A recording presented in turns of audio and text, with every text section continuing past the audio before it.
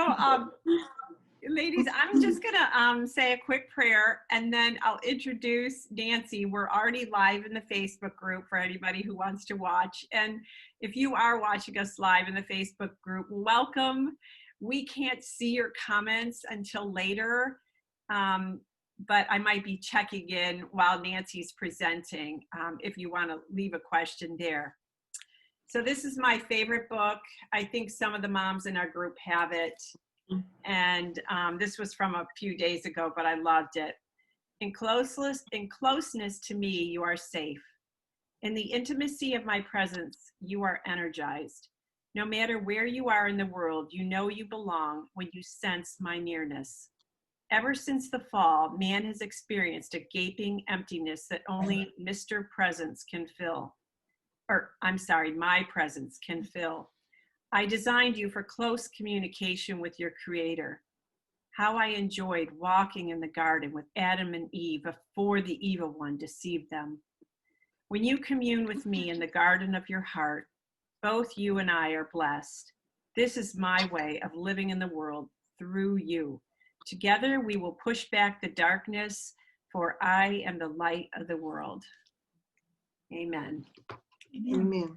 So today we have Nancy, woohoo. Okay, so I have a little bit of a bio here for Nancy. She has worked with children with challenging behaviors since 1992. She has a master's degree in clinical psychology, is a licensed psychological associate, and a certified trainer of the Nurtured Heart Approach. And I just love the name of that, Nurtured Heart Approach. She has extensive training and experience with autism spectrum disorders and a wide variety of behavior issues. She's worked in the public schools for 14 years and as a behavior specialist, a licensed specialist in school psychology, and an administrator in special education.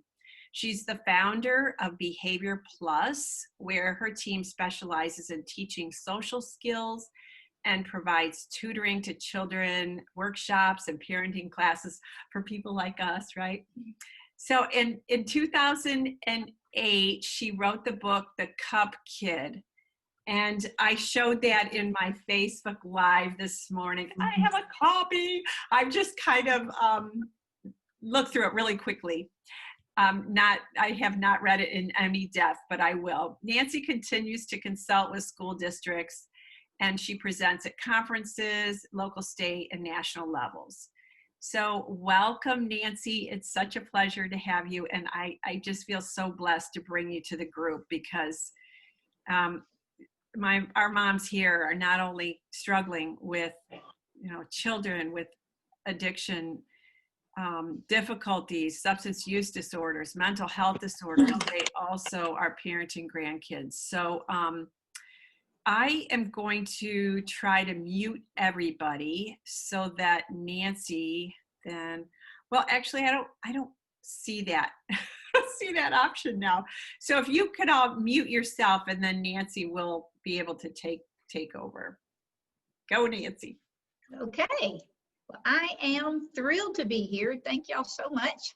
It is definitely a blessing to me to get to share what I know. My favorite thing to do is to teach grown-ups how to better work with kids. Kids are the future, and that's where we need to be focusing our attention.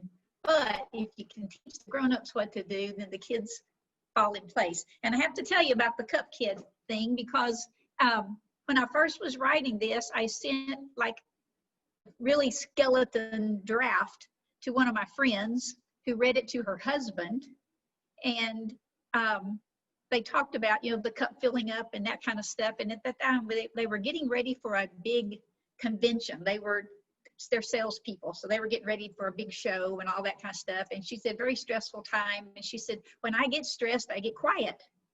But when I get angry, I get quiet as well. So when I get quiet, my husband's always like, what did I do? Are you okay? Have I made you mad? She said, and he makes me mad because he keeps bothering me. Yes. So she said, so anyway, I got quiet and he's like, are you okay? Did I make you mad? And I said, no, I am emptying my cup. And she said, the first time in 20 years of marriage, he didn't keep pestering me. So she said, broaden your horizons. Your audience is not just parents. This is something that anybody could use. So you really might be able to use this with your spouse or whoever else you want to use it with. But the cup kid is an analogy that I started using kind of accidentally. I was working with a lot of kids. As a behavior specialist, you are taught to look at what happens before the behavior, your antecedent. You know, you have ABCs of behavior. So the A is the antecedent. What happened before that behavior that made it likely you were going to get that behavior? And what happened after the behavior, which is your C, your consequence, that's reinforcing that behavior. Okay, fine. So that's worked most of the time with most kids. But I had kids that just wasn't working with. It's like, so today the antecedent before the meltdown was this kid didn't get to go to recess. And yesterday the antecedent before his meltdown was he broke his pencil lead. And the day before that, the antecedent before his meltdown was somebody called him a name. You know, so it was just like that little pattern wasn't working out so well. And I've had a lot of training with kids on the autism spectrum, and what I know about them is that when something happens that upsets them, they hang on to it for a lot longer than people think. Same thing happens with a lot of times with our kids with attention deficit disorder. They kind of hang on to some of that stuff. So anyway, I got to thinking about this, had one particular student that I would go in and observe him. And I described it to his mom one day, and this was the accidental part because I had tried several times to explain to her what I thought was going on with her child. But what I told her was like, I can watch him and I can just sit there and see him fill up. And then he blows his top and, you know, we have a mess. He hurt somebody.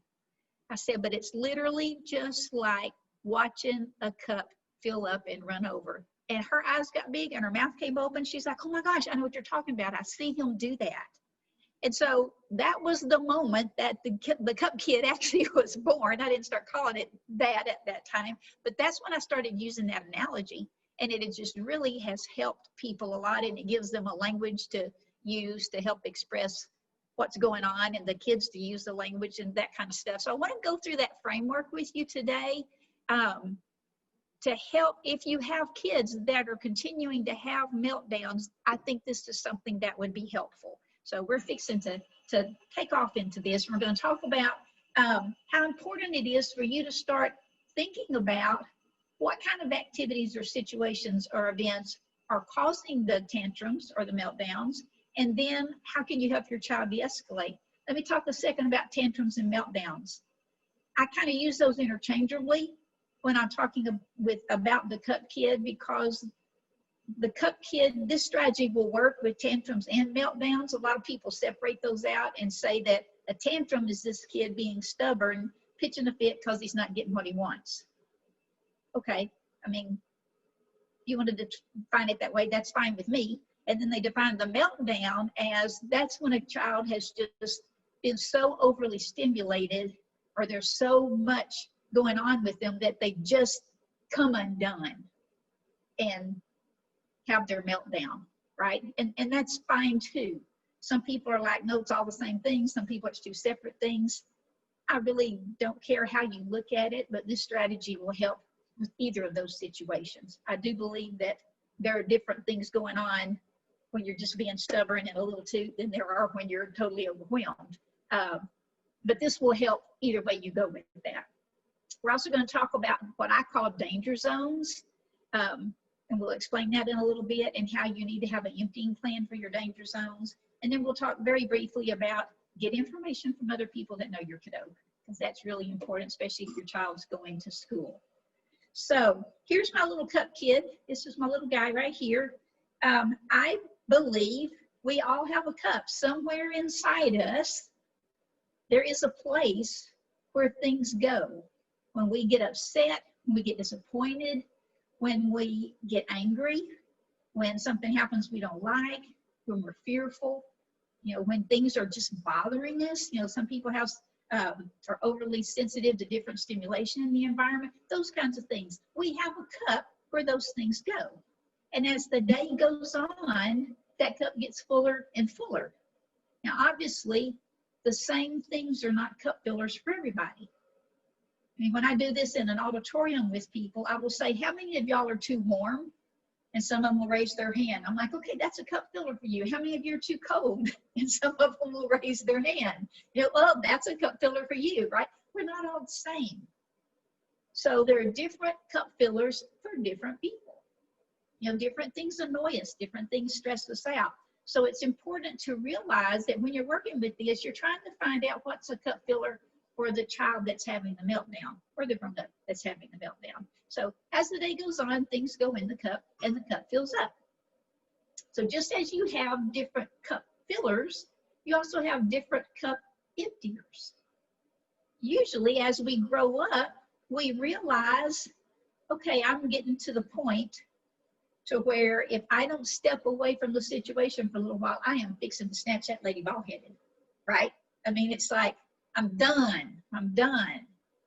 So we realize I'm getting to my limit, and we back off. We step away. We go do something else. We take a walk. We go shopping. We have a drink. We take a bubble bath. You know, we do whatever we do that helps us to chill out, calm down.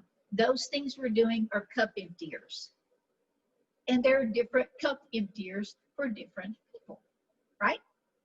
But if you don't know about cup emptiers, or you don't know that your cup is filling up, if you don't have that awareness, then your cup is going to run over. It's just going to keep filling up until it can't anymore, and there you're going to have your meltdown, all right? Or your tantrum, whichever. So that's very effective in emptying the cup. Pressure's gone, you feel better, but it is not fun. It is not pretty, and when you're a grown-up, it's really embarrassing, right? So with our kids, we really want to try to help them understand, here are things that are filling your cup up, and here are ways you can empty it. So let's talk about how can you tell that your cup is filling up, and before it gets full, we need to go empty it. Let's start talking about that and feeling that out so that we can help our kids empty their cup in a way that's not going to be embarrassing and humiliating for them, and get back to being, you know, into a more productive frame of mind and that sort of thing. So I want to walk you through a day in the life of a cup kid right quick, just to so you can kind of identify with what goes on a lot of times with these kids. So my little cup kid guy, I call Gary, and Gary wakes up one morning, and as you can see, he's got a little bit of stuff in his cup already. He didn't sleep very well last night, so he's just a little groggy, a little tiny bit irritated, but still got a smile on his face. You know, it's not bothering him really, it's just there. He's probably not even aware that it's there, but a little bit of stuff in his cup. So he gets up and he gets dressed, and he's looking for his red shirt. He loves that red shirt. It's his favorite shirt. It's really soft. He loves how it feels. He finally finds it. It's in the dirty clothes hamper. He gets it out. He puts it back on, and he's getting ready to go down to eat breakfast when he runs into Mom in the hall. She's like, no, sir, you're not wearing that shirt again. Twice this week already you've had it. It was in the dirty clothes for a reason. Go find something else. Okay, fine. So he does. He's a little more stuff in his cup, but that's okay. He goes, he gets another shirt. Didn't like it as well, but whatever. So he's heading down to the kitchen to eat breakfast. Now, Mom had bought some s'mores Pop-Tarts, which are his very, very favorite breakfast in the world. And there is one package left. And so he's got his mind set. He's fixing to go eat that last package of Pop-Tarts. Well, when he rounds the corner into the kitchen, he sees this little brother sitting there munching down on that last package of Pop-Tarts. So it's like, a little more stuff in his cup. He's still handling it. Nobody else knows he's getting upset. He probably doesn't either. Things are fine. So he gets him a bowl of Cheerios, and he sits down, he eats his breakfast, and right as he's finishing, Mom comes in. She's like, oh my gosh, hurry up. I forgot today's when your little brother's tutoring starts. We have got to get to school. We have to leave right now. Grab your stuff and let's go. Well, Gary does not like hurrying. That's not a friendly thing for him. And so that puts some stuff in his cup. He's getting upset about that, but he's finished with his breakfast. He's got his backpack by the door. He's ready to go, so off they go. Get in the car, go drop little brother off. Mom takes him to school. He heads into the building. Well, at Gary's school, he's an elementary student. At his school, all the kids go into the gym and they sit and wait till time for school to start. That situation wasn't working very well for him because it's hard for him to sit still and keep his hands to himself and all that kind of stuff for an extended period of time when he has absolutely nothing to do. You know, like most other kids, he doesn't do nothing very well. And so the school has decided when he comes in, he can go straight to his classroom. And his teacher's fine with that, and that's great. So that's what he does. He heads down the hallway to his classroom, walks into the room, and standing there by Miss Babcock's desk is a lady that's not Miss Babcock. It's a substitute teacher. Not a good situation. Gary hates substitute teachers. I mean, it's not that they're not nice, but they do stuff wrong, and they do things in the wrong order, and, you know, they just, the whole day is a mess because they don't really know how to do what Miss Babcock does. So saving grace here is this is the week that Gary is the zookeeper for the class. They have a hamster. And so he puts his backpack down at his desk and he goes back to the hamster because that's Miss Babcock's rule. Before you start your morning work, you go back, you give the hamster some food and some fresh water. So he goes back, he scratches him on the head, gets the water bowl, goes over to the sink. Well, the substitute says, young man, you need to take a seat.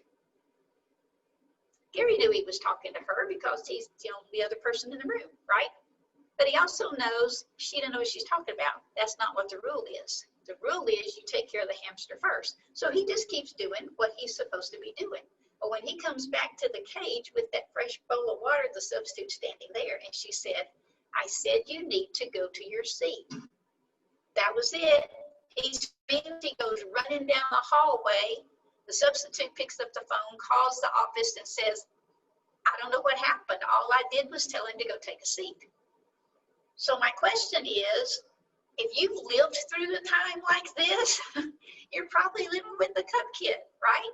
How many of you have had this experience with your children, with yourself, with whoever, right? Things build up and then you fill up and run over. So that's kind of where we're working, and that's kind of how this works. And so I want to talk to you about how can we manage that better so that doesn't continue to happen over and over and over and over. So first thing you want to do is make as big a list as you can of the things that fills your cup kid's cup. What kinds of things fill their cup? So explain to your child what a cup filler is, and then you ask them, what are things that bother you? What are things that irritate you? You know, and they're going to say, well, you know, when you keep nagging me about this, or when I have to do math homework and it's so hard, or when I have to write my spelling words 10 times each and already know how to spell them, you know, whatever it is, they will tell you some things. Ask other adults that work with your child and know your child well as well, because they will be able to add some things to the list. For sure, if your child's going to school, ask people at school what some cup fillers are. You want as long a list as you can have, because that's how you're going to figure out what parts of the day or what activities, whatever, are danger zones for your child, and danger zones where there's lots of cup fillers. So you start making that list. And some things to think about. One is environmental factors. Like I mentioned a while ago, are you too hot or are you too cold? Our physical comfort could be something going in our cup. Is the chair you're sitting in comfortable? You know, is there enough room for you? Are people crowding you? That kind of stuff. Sensory inputs. There's too much noise going on. We're having renovations at my house. Oh my gosh, they tore my kitchen out this morning. It was just like banging and bumping, and I mean, it's like, please, can I go someplace else and do something for a while, right? Lots of sensory stuff. Some kids have a lot of sensitivity to sensory things, but those are environmental things, smells, like I said, noises, other people bumping into them or touching them, those kinds of things. You want to think about those kinds of things. Physical needs. Did you get enough sleep? Are you hungry? Those sorts of things. Our emotional needs and emotional feelings about stuff. Has somebody hurt your feelings? Or are you worrying about something or somebody? Did their pet die recently? You know, I mean, all kinds of stuff like that could be stuff that's going into a cup kid's cup. Concerns for their physical safety or emotional safety or for someone that they love would be one of those things. Very, very big cup filler for most kids that have tantrums and meltdowns is being told no. There's something they really want to do and the grown-up says not happening. A lot of times that's a huge cup filler that goes into the cup. Sometimes, especially with our kids on the autism spectrum, not knowing what to expect, not knowing what's coming up makes them very nervous and very anxious. Or when they think they know what's coming up, but it doesn't happen. Like mom has said, we're going to have a picnic today. We're going down to the park and we're going to have a picnic. And now it's raining and we're not going to get to go. Big time cup filler with that.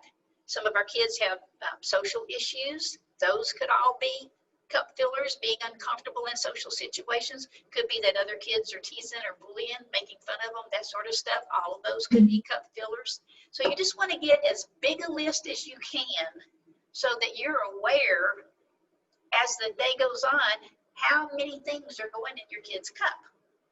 You need to be aware of that, and your child needs to be aware of that so that you can help them recognize this is one of those situations where I'm going to have to really be careful and keep an eye on how full my cup is getting. So after you get your list of cup fillers, you want to go into looking for cup emptiers. What can your child do to empty their cup? And like I said, it's different for everybody. But when I'm working with kids with this, I start asking them, if you didn't have to do anything at all, if mom and dad left you alone, if you're not at school, you can do anything you want, what would it be that you would do? Usually the answer that they give me is a big cup emptier for them. And so you just help them come up with things. And then again, ask grown-ups that know this child. So you can have as big a list as possible of cup emptiers, because what's working today may not work tomorrow. So you want to have a large list.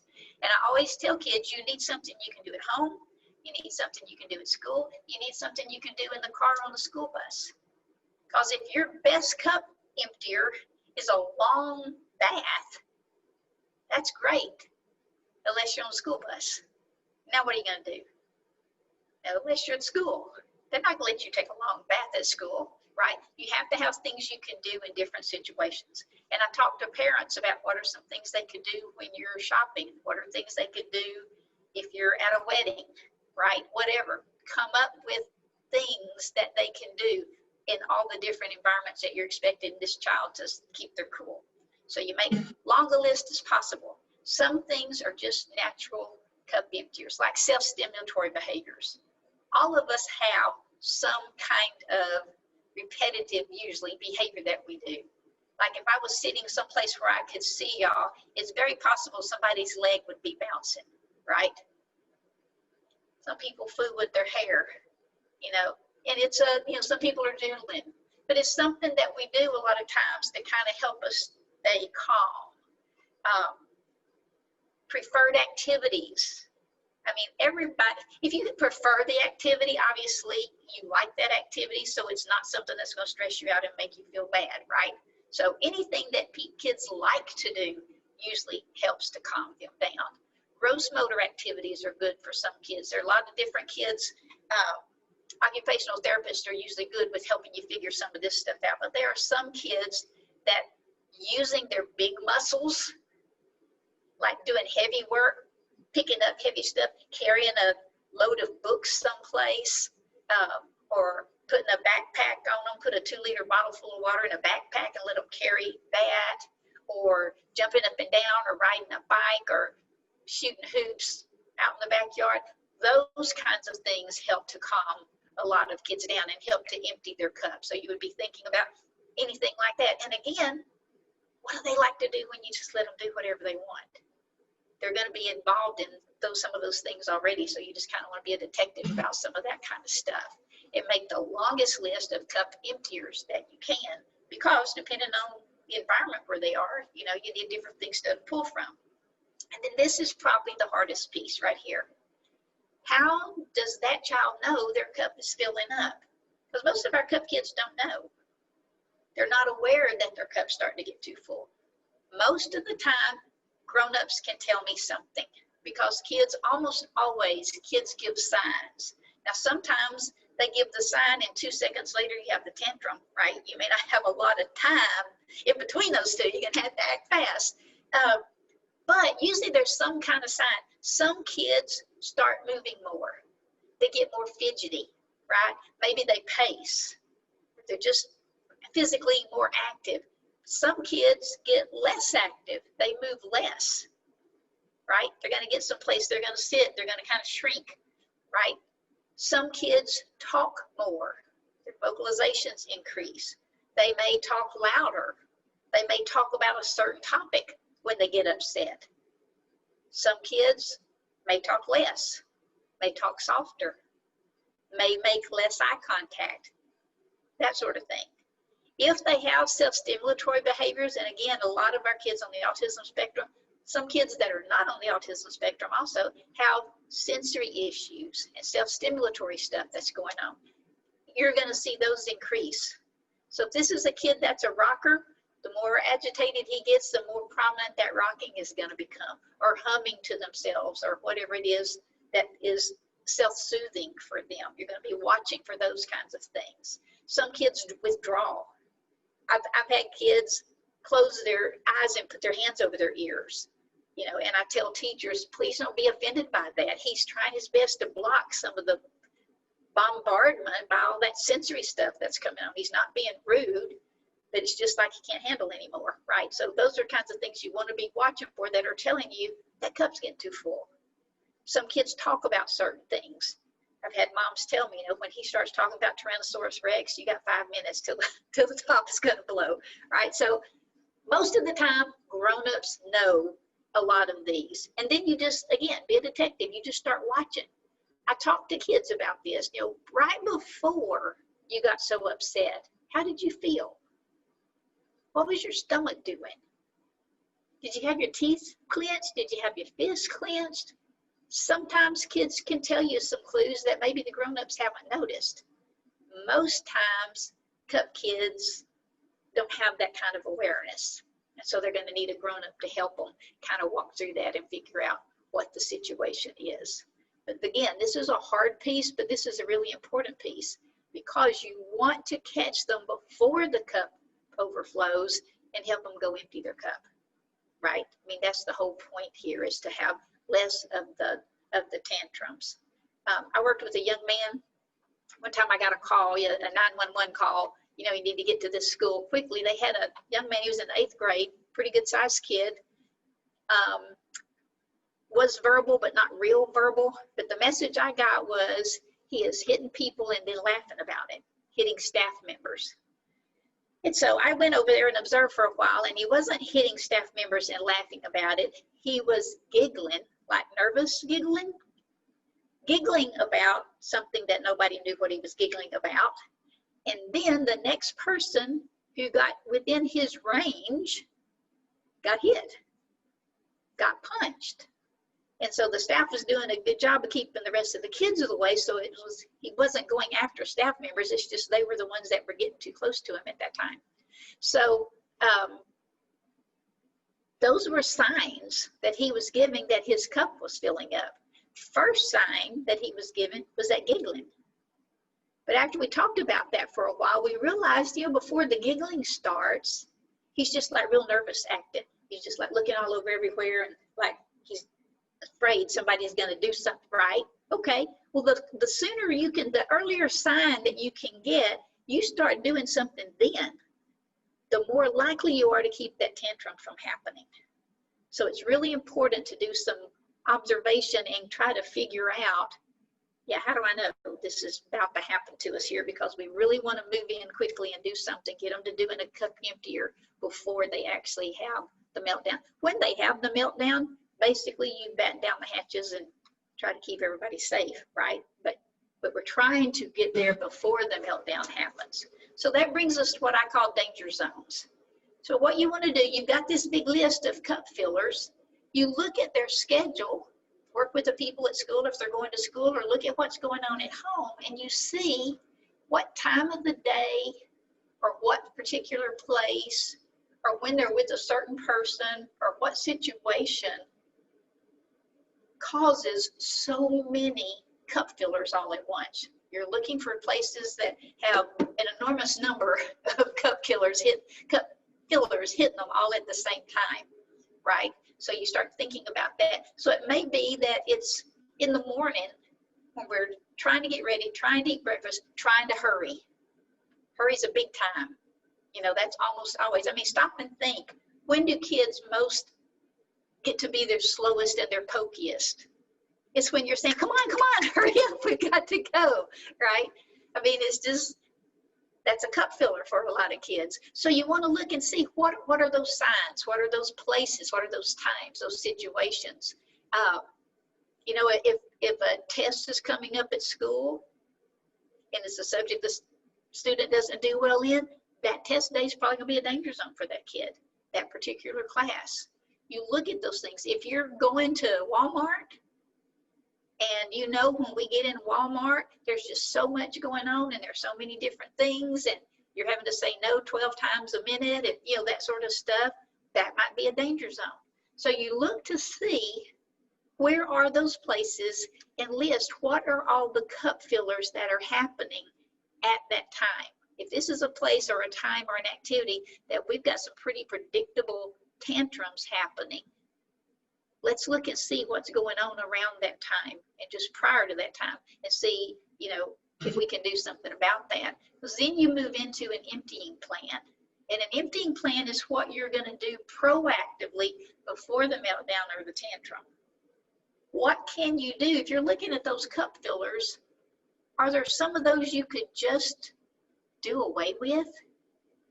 You know, if picking clothes out in the morning is a huge cup filler, and you're going to have arguments about that, could we pick our clothes out at night?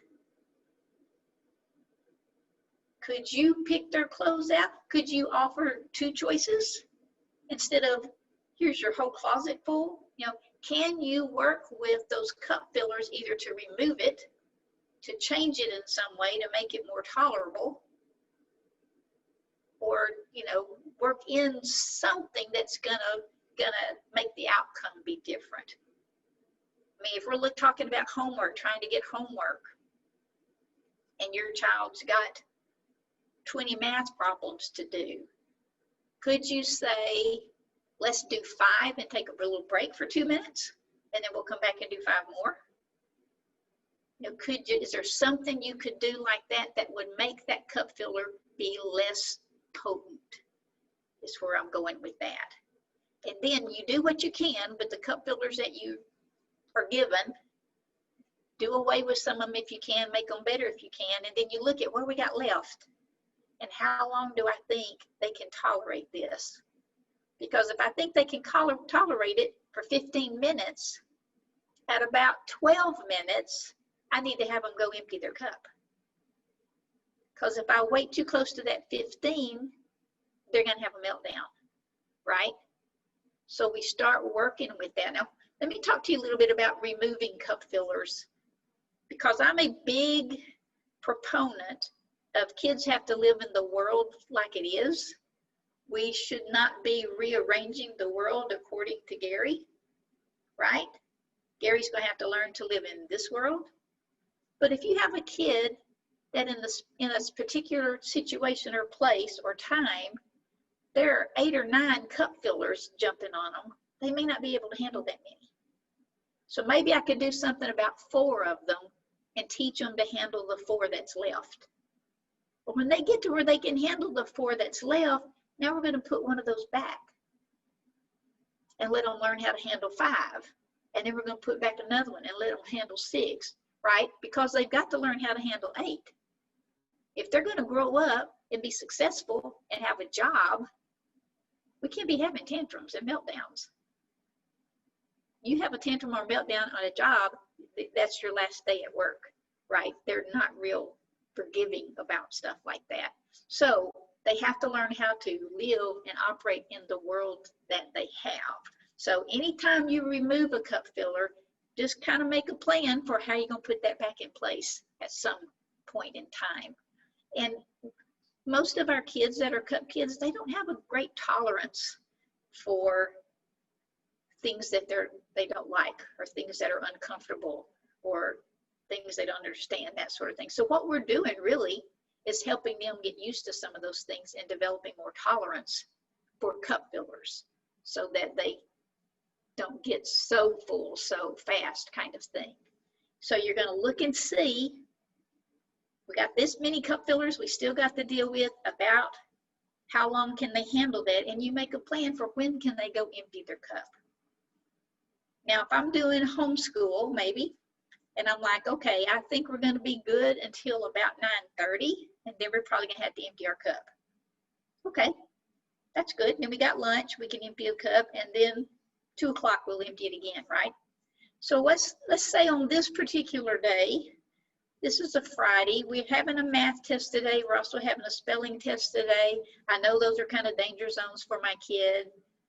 My plan is 9:30. However, I want to be aware of what kind of signs my kid's giving off, and I want to be flexible about that. Because if at 9 o'clock he's starting to look like his cup's getting too full, I am not going to wait till 9:30, because his cup's filling up faster than normal because of what's going on today. So if I'm starting to see some symptoms at 9 o'clock, we're stopping at 9 o'clock and emptying our cup. When 9:30 comes, we're going to empty it again. Most of the time, emptying your cup takes like 5 minutes, right? Doesn't take a really long time because you're trying to get to it before it's full.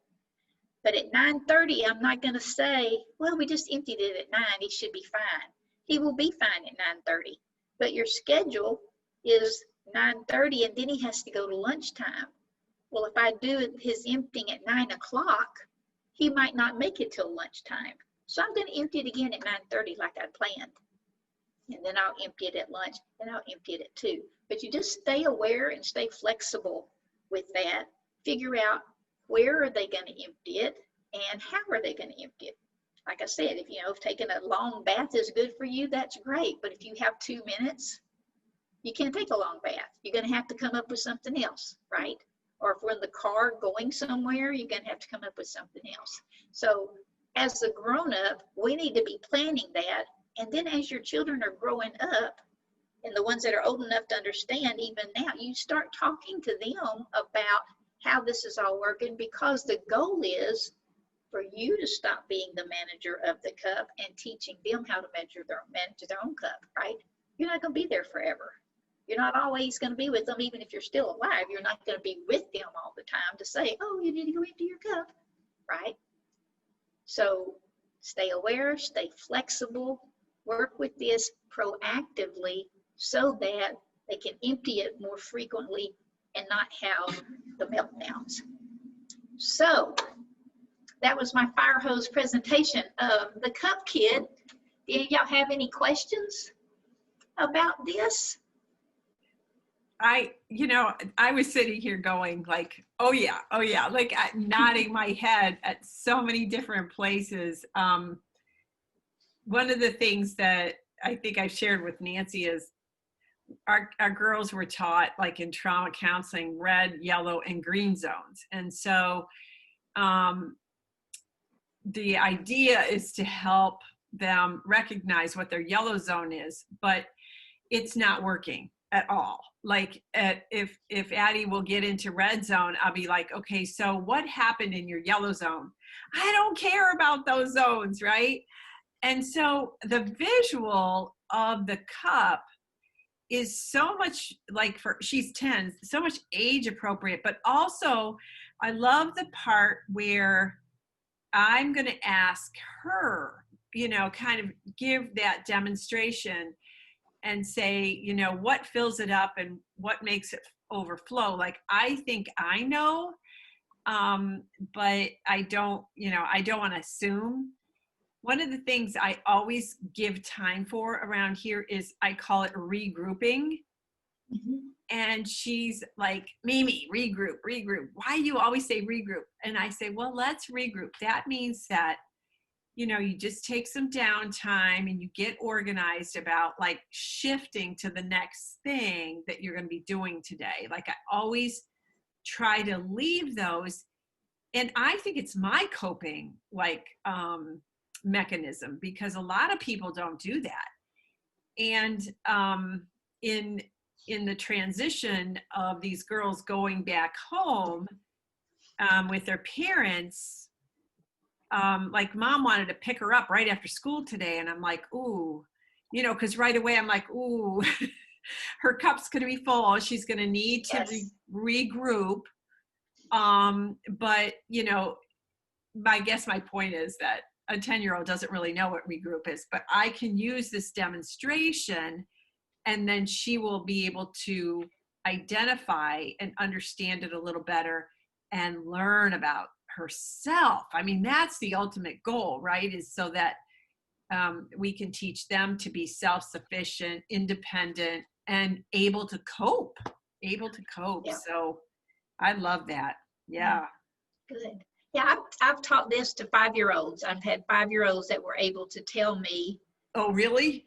Here are the 3 things that fill my cup up. Now, mom could tell me 10 more, you know.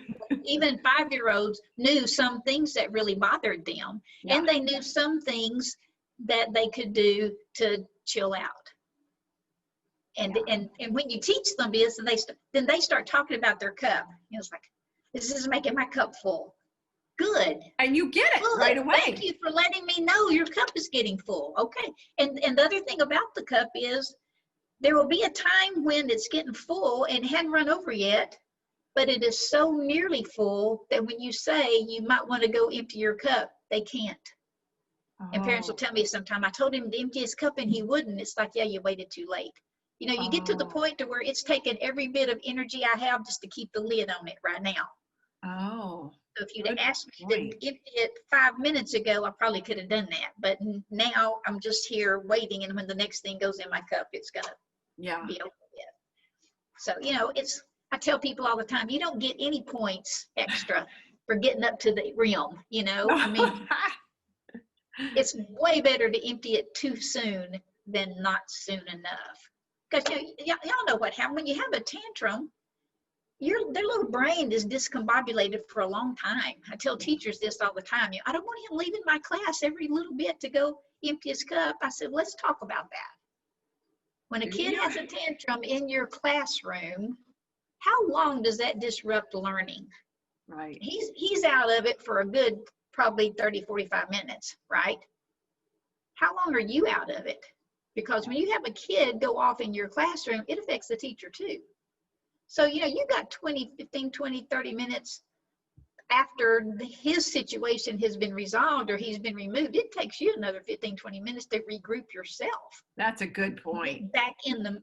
And then you got a whole room full of kids here that are annoyed or scared or, you know, whatever, that you got to try to get back together too. So it'd be a lot better for him to leave for 7 minutes than for you to have to go through that, right? And usually they're like, okay, yeah, you got it.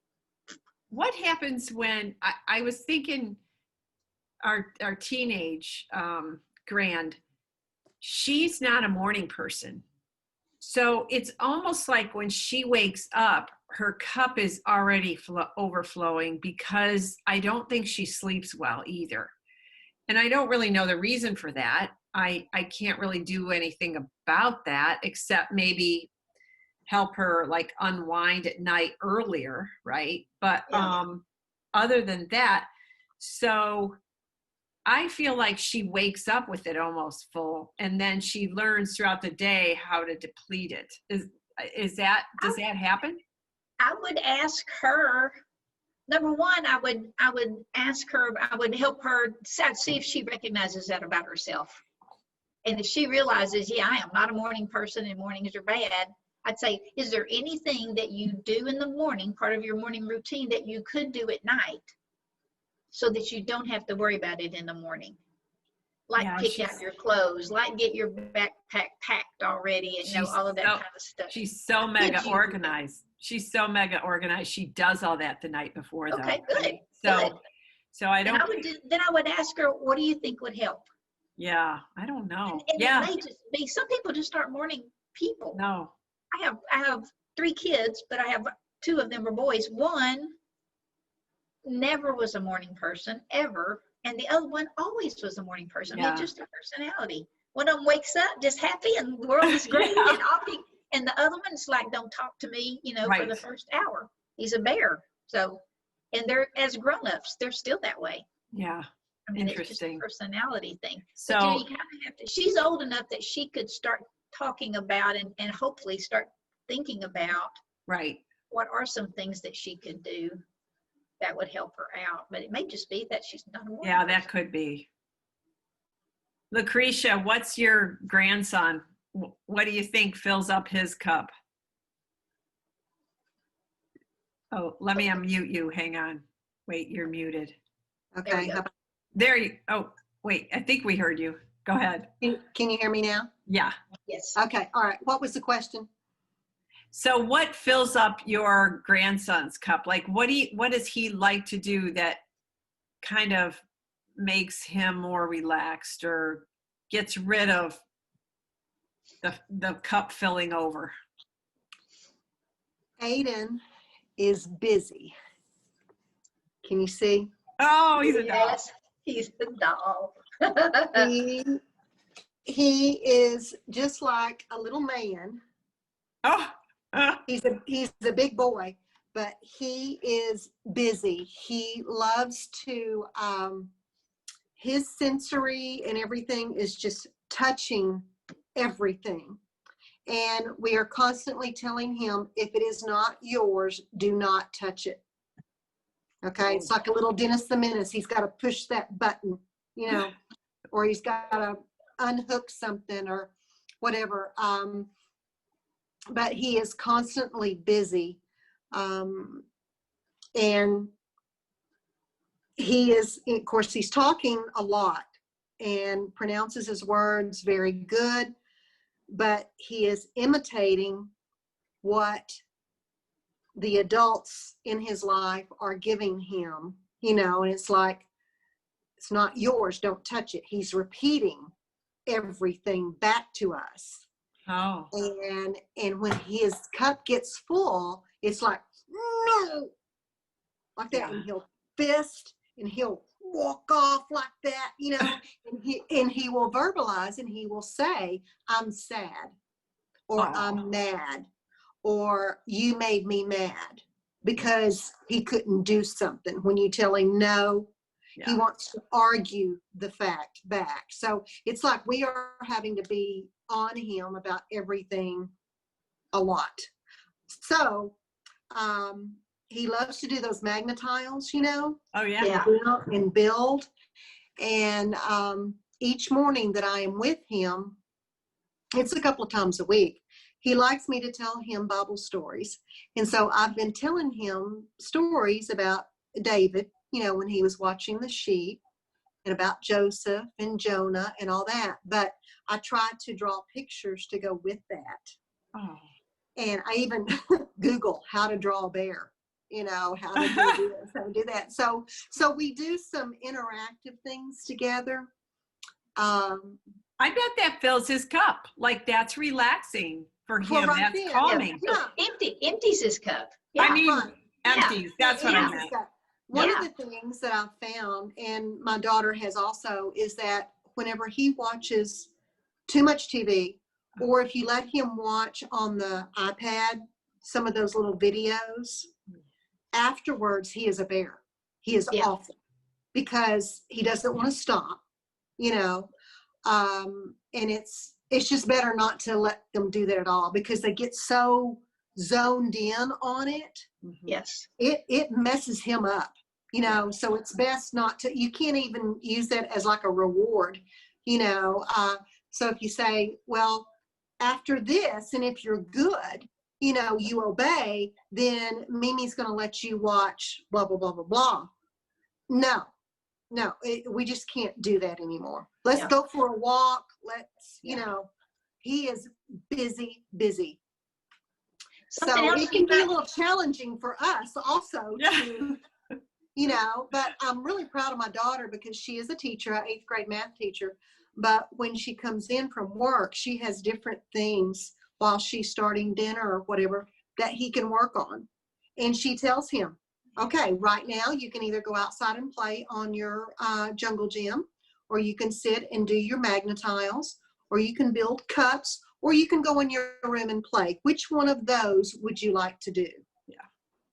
So that's his time while she can be doing her thing. So he's old enough that he can play by himself for a little while. So we're all working together, you know, on that. Wow. And this is my grandson. His daddy is actually my son that's in prison.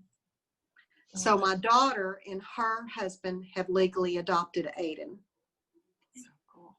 Yeah, so that's why. And then I've got 4 or 5 other grandchildren that I don't see as much, but Yeah. Lucretia's something else you might try about him having to touch everything. When he's not touching something, just say, Aiden, I just noticed you're not touching anything. That's awesome. Okay. You have your hands to yourself and start helping him to see that he can do that. that he can do it. Yeah. And when he does it, then he gets your attention and you're pleased about that. I would just start saying things like Okay. that to him. That's kind of part of the nurtured heart approach stuff. But Right. Okay. I would start saying Just things like praising that. him for, yeah. Okay. Yeah, just notice it. Doesn't even have to be a compliment or praise. Just notice it. I see you have your hands to yourself. Yeah. Cool. Right? Addie came home the other day and she said, Liza, that's our daughter. Liza said to me, Addie, I noticed how organized you were today and you had your book bag ready or something. And, you know, she was just beaming like, wow, Liza noticed that. And so it really was an affirmation for me to be like, okay, so, you know, notice that more. And because sometimes, oh my gosh, it's frustrating when a child just doesn't remember everything. You can say no all day long. Yeah. Yeah. So we've had her make a list. So now she has a checklist like before bed and then one in the morning. So she has to go like look at her list, but doesn't always happen, but at least we're trying to notice when she does it. So yeah. But I tell parents that their energy, their attention, their time is fertilizer. Right. What you put it on is going to grow. So you don't want to be putting a lot of fertilizer on something you're trying to kill. You want to put a lot of that fertilizer on stuff you're trying to grow. That's true. That's true. I like that. But that's not what we traditionally do. And you know, traditionally we're on them when they're messing up. So we're really fertilizing the mess up a bunch. But you want to be fertilizing when they're not messing up. Right. Don't fertilize the mess ups. Don't fertilize the mess. I like that. Yeah, we're not fertilizing weeds. We're just fertilizing flowers. That's all. When my son was in 2nd grade, he's very much an introvert. So by the time he was done with school, he was done. His cup was full. And I remember clearly picking him up from the babysitter and saying, okay, Sean, so tonight we have baseball and we have this and we have that. And what are you going to do first? And blah, blah, blah, blah, blah, blah. And he looked at me and he said, Mom, why do you always just say, yeah. I thought, you know, I didn't take that as he was being disrespectful. That's what he heard, you know, and I needed to let him come home and do his thing. And so when I'm thinking about you with your 15-year-old, Michelle, I'm wondering what would happen if you would say, now, you know, I've noticed that in the morning it's rough for you. And so there's sometimes, though, I have to give you some instructions about what's going to happen after school or whatever. So I just wondered what would be the best way for me to do that? Because I don't want you to start out on a bad foot in the morning, you know, and, you know, maybe she's going to say, just give me a note rather than like, I don't want to, you know, because as a mom, I was always like, blah, blah, blah, blah, blah, blah, blah. And if they were already full, they either spilled it out or they just ignored it. Like Sean was really good. Like he put that shield up and it didn't matter what I was saying. Nothing was going through. And so, you know, I wonder how she would like to get information before she leaves the house. You know, that is such a good point because I'm like, good morning, how are you? And she's like, oh my gosh, like it just drives her crazy. So I love that. And the time to ask her that is like when she's When not she's high energy right, and okay, yeah. in the morning.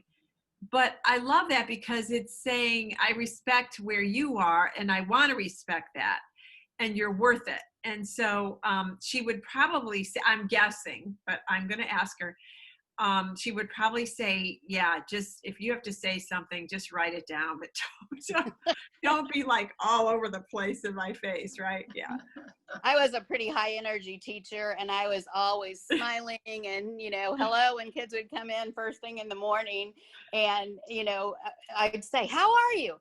And I was so tired of hearing, I'm tired. I'm like, one day you're going to tell me something other than tired. So I need you to be thinking about that because this is not working for me.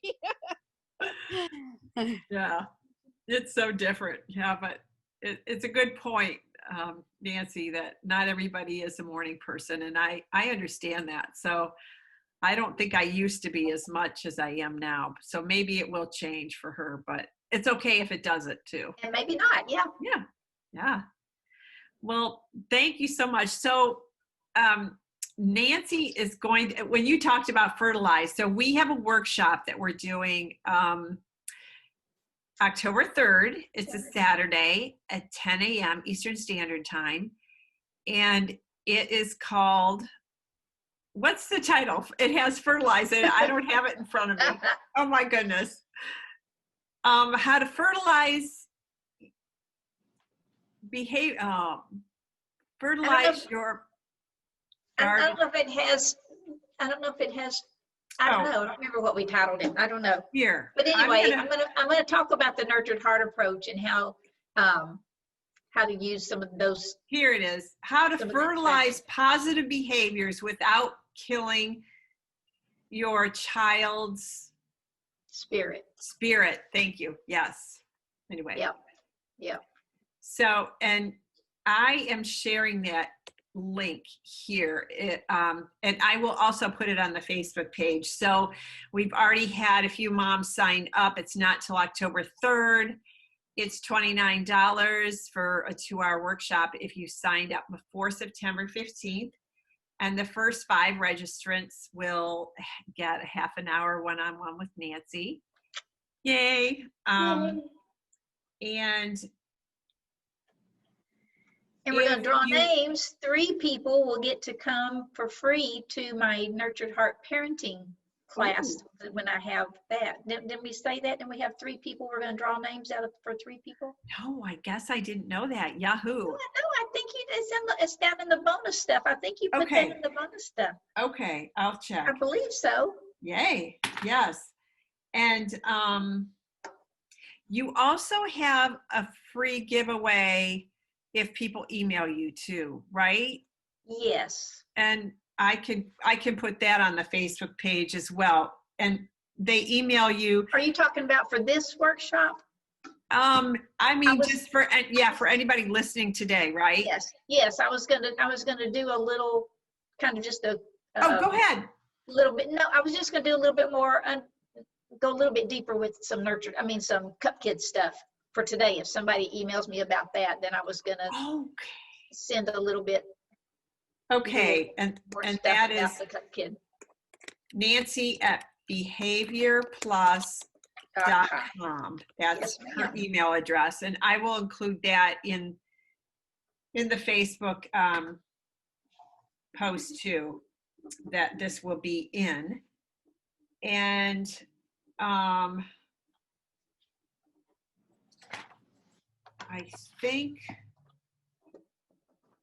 think that's it, right, Nancy? Anything else you want to add to that about what you're going to be talking about in the workshop? What I was going to do in the workshop is to talk about behavior principles, kind of how you work with behaviors a little bit more, and specifically using Nurtured Heart approach strategy. That's a 2-hour thing. When I teach my parenting class, the Nurtured Heart approach in a parenting class, it's a 10-hour thing. Oh, wow. So it's going to be like it won't be 10 hours worth of stuff crammed into 2, right? But just kind of hit the highlights of that so that people would, if they come to that 2-hour training, there will be things there they can take and start using them, and they'll start seeing differences. but we, of course, obviously can't get in as deep as you can when you have 10 Sure, hours. So, sure. Yeah. Well, and I'm hoping that we're doing it on a Saturday, so I'm hoping that more moms or grandmoms will be able to attend.